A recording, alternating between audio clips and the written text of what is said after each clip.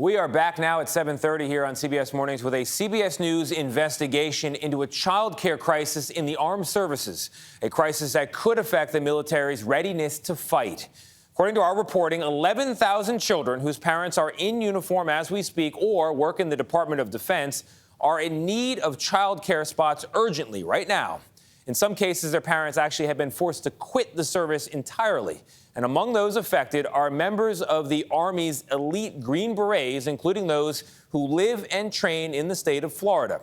For them, their designated child care site can take hours of commuting each way every single day. Senior investigative correspondent Catherine Herridge joins us now from the Pentagon with more on this. Catherine, it's a common problem for parents. It's a big issue when you're talking about our armed forces. Good morning. Good morning, Tony. We've been investigating the child care issue since June and found the Army's 7th Special Forces Group takes on some of the most challenging missions overseas. But for more than a decade, these families say they have faced a major challenge close to home. The number one issue when I talk to service members and their family is child care. Colonel Kevin Trujillo leads the Army's 7th Special Forces Group. The elite Green Berets take on missions across the globe.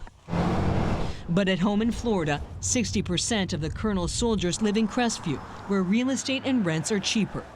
They train at Camp Simons, 20 miles to the south.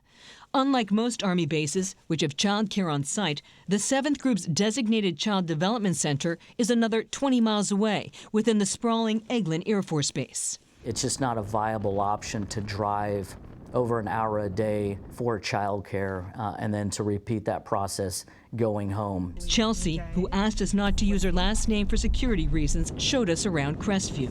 Both in Special Forces at the time, Chelsea and her husband juggled up to 3 hours of commuting each day for child care. Wasted time, minutes in the day that you could be spent actually living life. With heavy traffic on Route 85 and bottlenecks at the base gates, Chelsea was always running late. You feel like, am I failing my guys? At that point, I was a squad leader. Am I causing them hardship while trying to take care of my family as well? Because they're both your family, they're just different families. And go play? Molly Tobin faced other child care challenges with her daughter Olivia as a civilian married to a Special Forces commander. When we moved here in May of last year, she was on 17 wait lists when we moved into our house here. 17 wait lists? 17 wait lists. I received an email saying we have an alternative care option for you, and it's an hour and 10 minutes from my house. Now as a family advocate, Tobin shares the community's concerns with base commanders. How many Chelseas are out there? There's countless Chelseas out there. According to Defense Department data, more than 11,000 children are waiting for military-provided child care. The 7th Special Forces Group told CBS News it has approximately 400. We see that children that don't have access to quality childcare and educational opportunities, they have a lifetime of difficulties to include depression, anxiety, learning disabilities, attachment issues. Captain Tracy Began is the unit's clinical psychologist. I've seen this, probably 20 to 30% of my patients have had spouses that have gone back home specifically because of childcare issues and difficulty with finances related to not being able to work and have that second income. The Air Force provides for the 7th Group's child care because Camp Simons is within Eglin's boundaries. According to the Air Force, it has not built a facility on the Army base for safety reasons because it falls within a testing range. But internal military records reviewed by CBS News suggest the Air Force has already made changes to remove all risk from the area. How can it be a safety issue when you've got, a shop at a gas station, you got a subway right here, and a church? Those are the tough questions that family members ask me. What's the impact on the mission when you've got someone downrange and they're getting these concerning phone calls from family members about something as basic as childcare? Yeah, so their mind is not focused on the mission, and they're not operating at an optimal level if they're worried about concerns, whether it's family or finances. Good job.